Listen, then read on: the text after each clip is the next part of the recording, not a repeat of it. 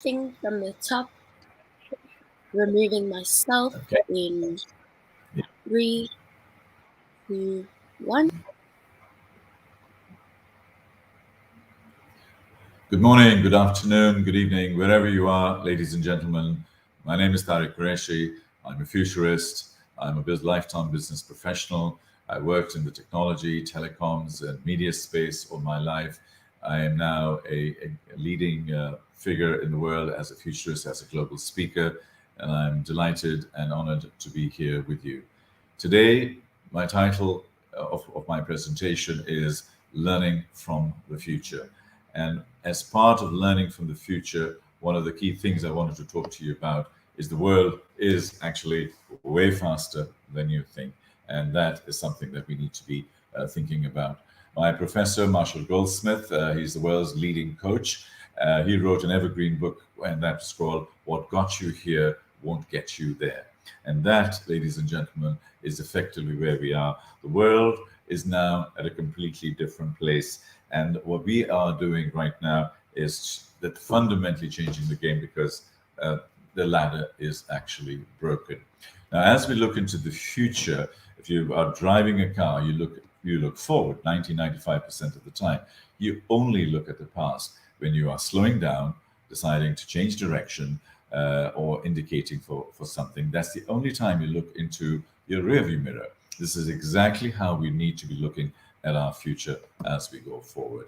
And in that future, what is happening is that every single thing is connected at gigabit speed. Everything, everyone, everywhere at ultra low cost.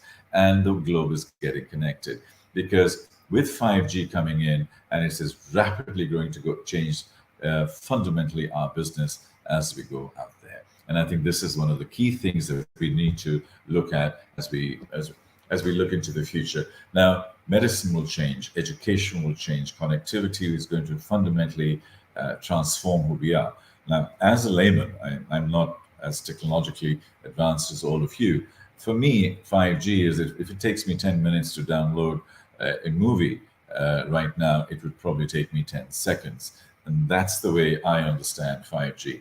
Now, there's still issues of latency and so on, so we probably won't be doing internationally sort of connected surgery right now using 5G unless things are much, much stronger. However, we'll build from there. However, it will do is fundamentally change the game. And the thing behind it is the explosion of networks and the ubiquity of connectivity that is out there. And whether it's Google or Starlink or whatever, they're throwing thousands and thousands of satellites in the sky.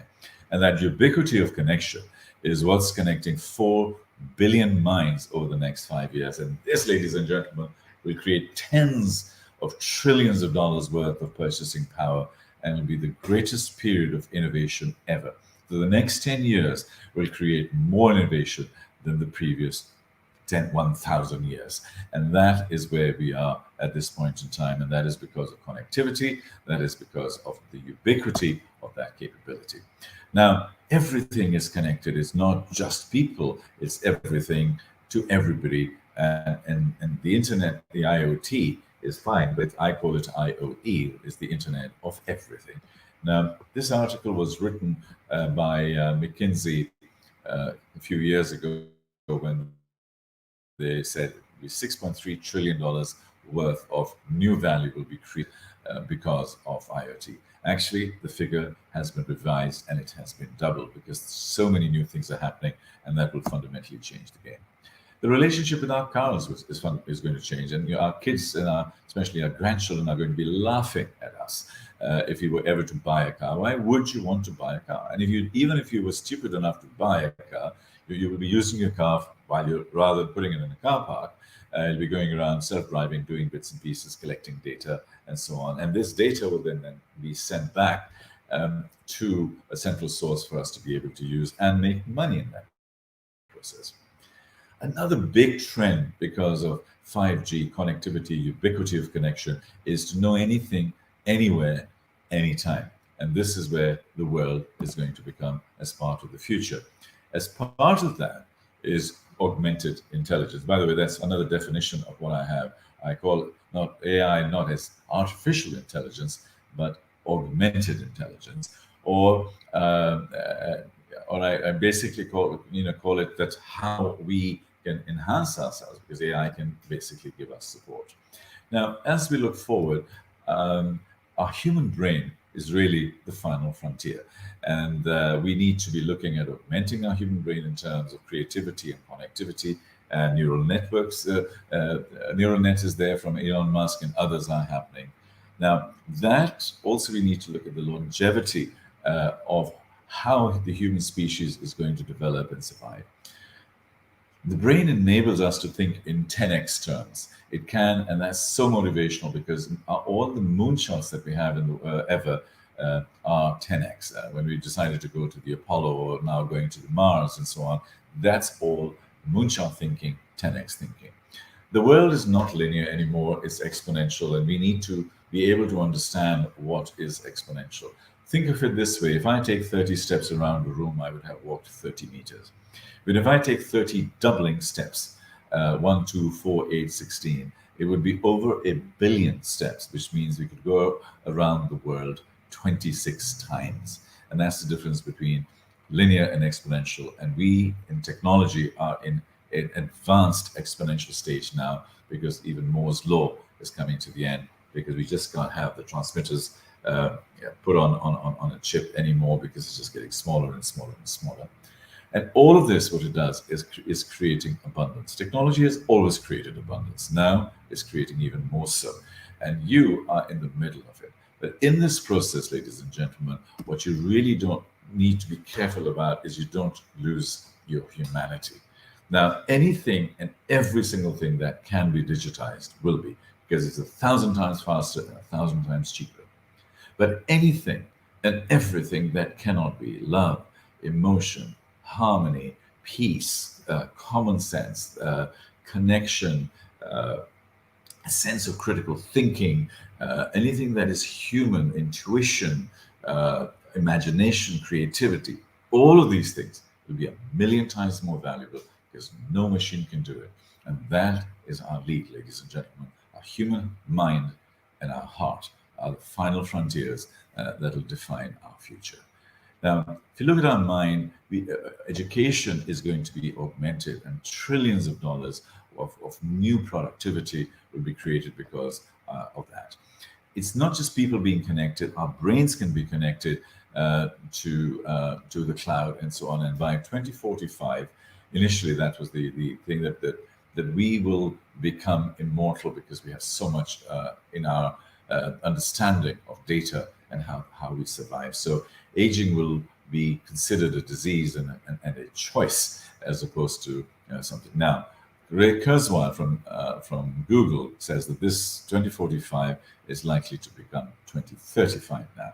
And that is in our lifetimes. 15 years, less than 15 years from now, all of this thing is going to happen. When we look at training and development, these kinds of programs that we're doing right now, this will be just-in-time coaching and mentorship, and the world's smartest people, whoever they are, will easily be able to be connected to you through all of the technologies and communication that's available. So these kinds of people will have their digital twins available to us, coming to us in a hologram format. So with high quality 5G in the future, we are going to be sitting with Michio Kaku right in front of us. We're even going to be talking to Nelson Mandela from the past and creating digital twins from there. So our wisdom, our learning, our knowledge, and all of these things will fundamentally change when we are combining the human with the digital aspects.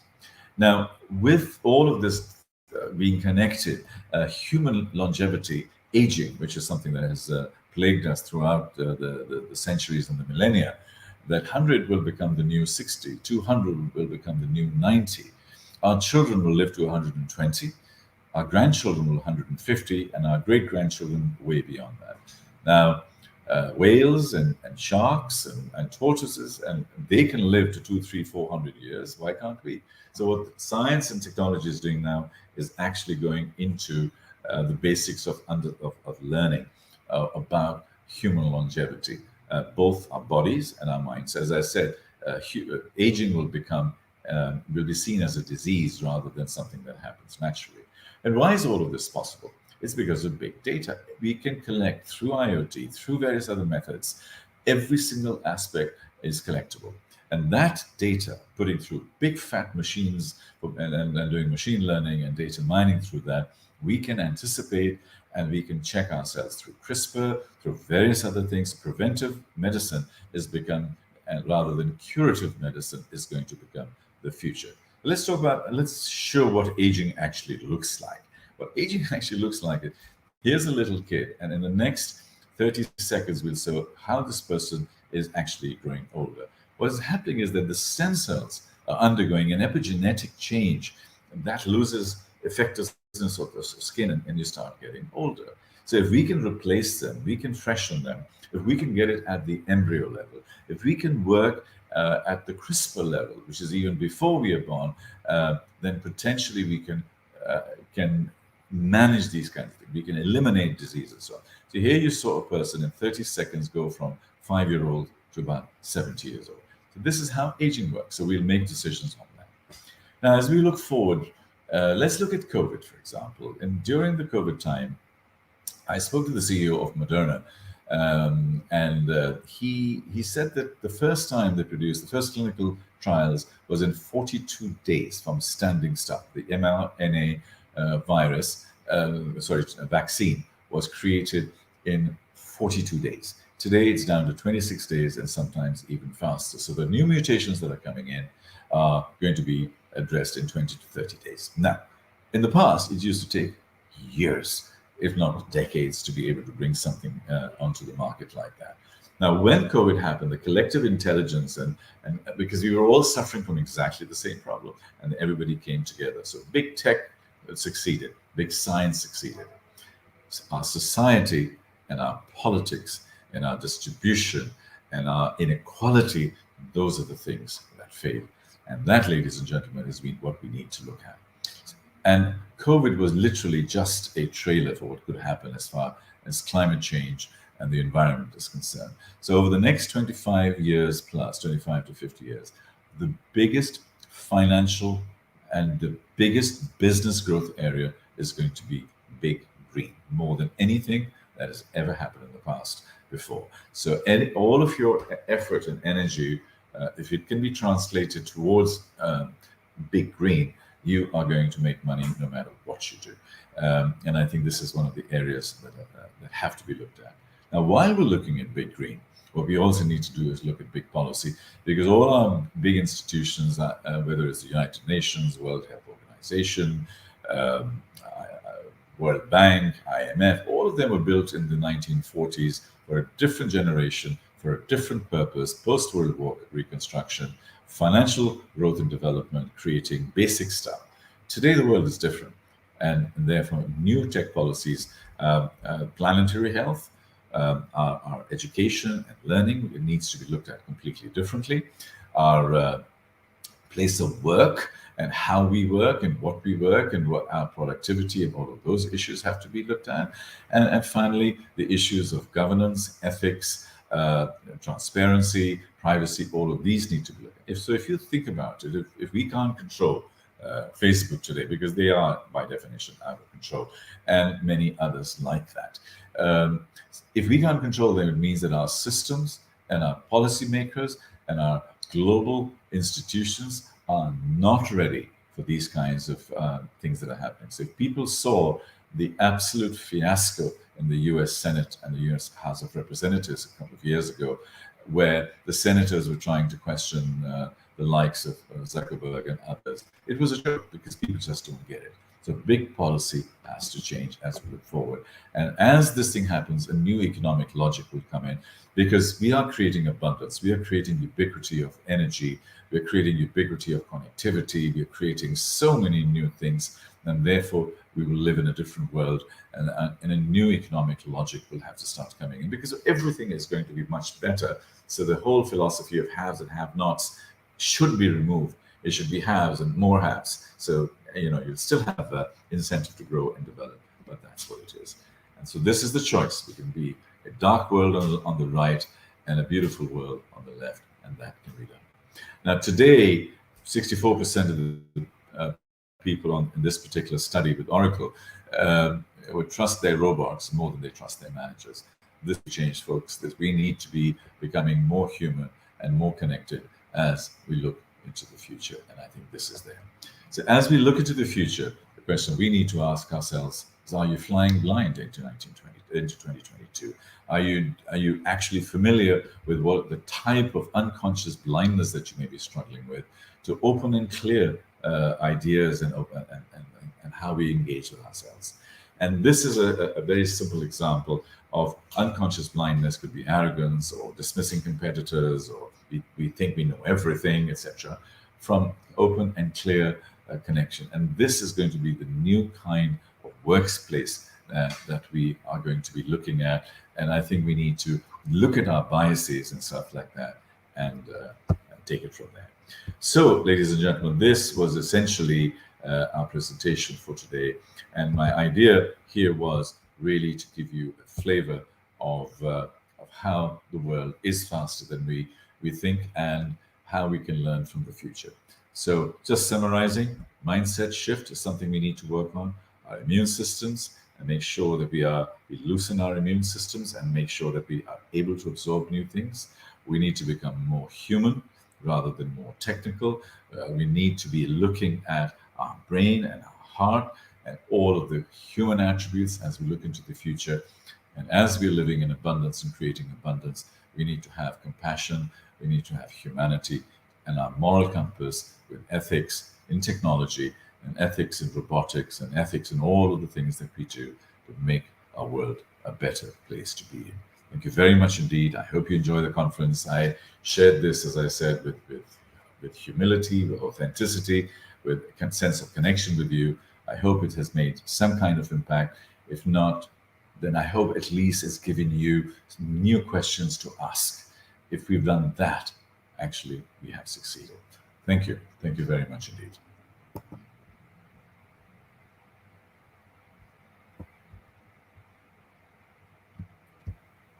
Thanks, Tarik. That was Yes. wonderful. Agreed. Most welcome. It was a bit different than the first one. I mean, but there you are. Oh, You sure, guys, that's fine. you guys are the experts. Whatever you think works, and I hope. By the way, I do a lot of other things. I do the future of work. I do the future of energy, board intervention. I'm just doing some work in the future of finance, technologically driven, personally driven. The future of education and learning is another one of my hot topics. So Okay, if you have other things in the future, let me know. I'm happy to quickly do this. sure, for sure. That's fine. Thank you so much And pleasure. for your time and being here today with us. Okay, most welcome. Maybe Thank you. are we not going to do a 1 minute teaser? Yeah, we can do the teaser as well, Tarik. Let's do the What's the teaser. teaser? Okay. Let me just paste some text in the chat so you have a brief of what you can say, like just a teaser video that we would be posting on social media. So Okay. something where you introduce yourself, you tell them what you'll be talking about, and you can then say, "Join me at the upcoming Westcon Comstores 5G and IoT Summit to hear more from me." Okay. So All right. Put it up there. Sorry, can I also please ask you to send your designation in the chat? Okay.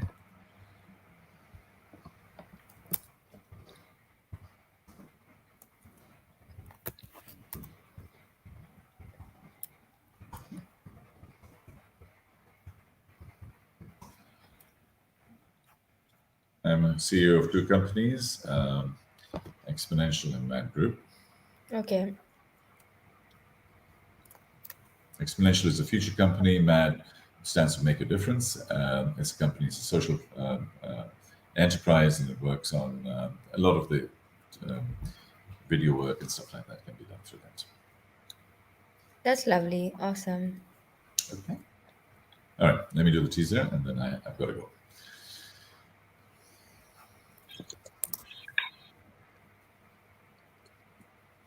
Should I just do it, or are you going to put me on screen? Yeah, I'm going to remove Snable now,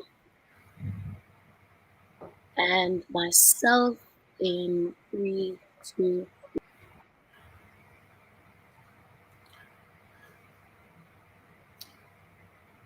My name is Tarik Quraishi. I'm a futurist. I'm a business professional. I'm a global speaker. And I have started from nothing and built everything around me. I am the CEO of Exponential Group.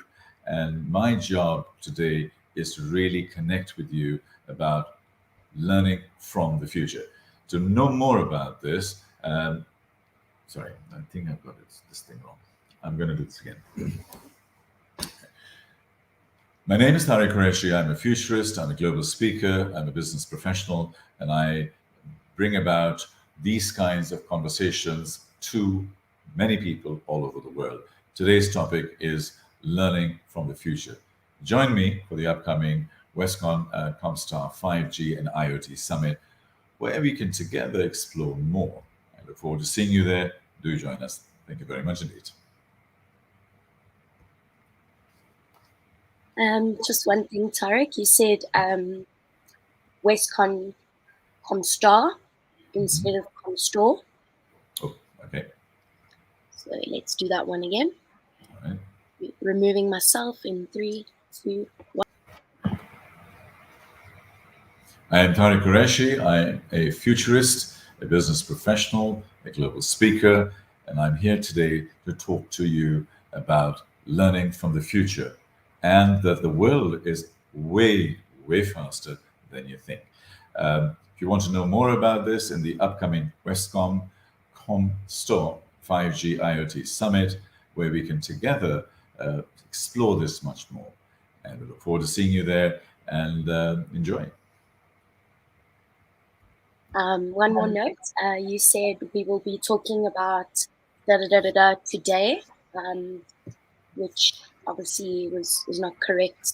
The event will only be happening next year. So let's try one more time. Okay. Removing myself in 3, 2, 1. Hi, my name is Tarik Quraishi. I'm a futurist. I'm a business professional and a global speaker. My company is Exponential, which is a future foresight company, which is ideal for this conference, where I talk about learning from the future and also talking about the world is way faster than you think. Join me at the upcoming Westcon Comstor 5G IoT Summit, where we can together explore much more. I look forward to seeing you there and hope we will have a lot of fun learning about new things. Thank you.